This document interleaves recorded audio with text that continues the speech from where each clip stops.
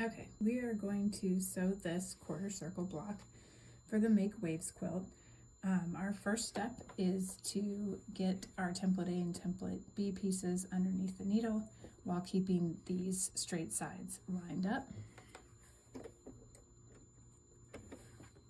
So I'm going to set those underneath there and then remove the pin. And then usually I take just a couple stitches before pausing to line up my fabric. I'm going to line up the edges of this template A and template B fabric. I am only trying to line it up from where my needle is to where this pin is.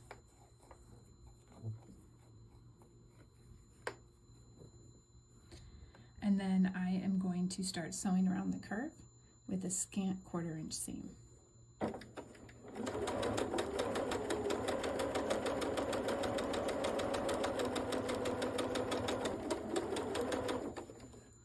These curves are a little bit bigger, and therefore there's going to be less bunching of your fabric. But when you do see bunching, you are watching for that fabric to fold or crease underneath your needle. If it's happening over here on the side, it's not such a big deal. But if it was happening under our needle, we would want to lift our foot, move our fabric back behind the foot, and then set the foot back down. That would give us a little bit more space to work.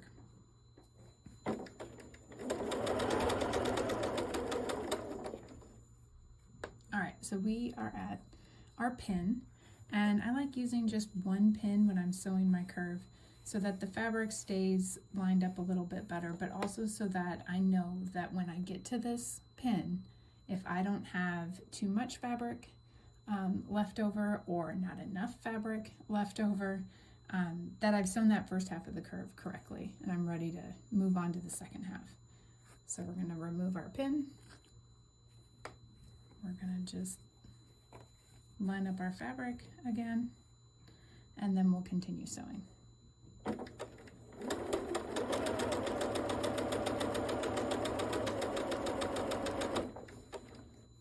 Now again, as we get toward the end of this curve, we want to make sure that our straight sides are lined up the entire time.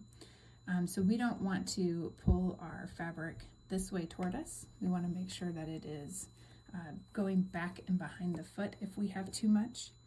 So again, to do that, all you do is you lift your foot, just move your fabric behind it, set your foot back down, and keep sewing.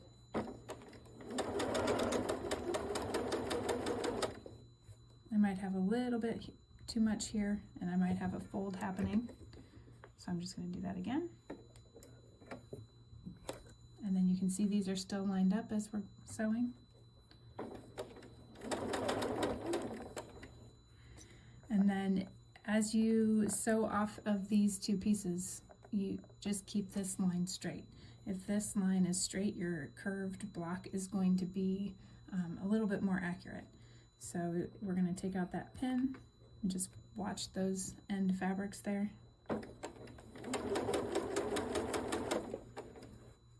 And there we go.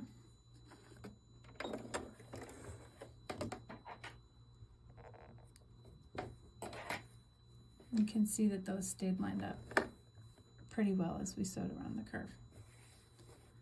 So this is our finished curve. Follow the pressing directions that can be found in your pattern, and then we will go trim this block.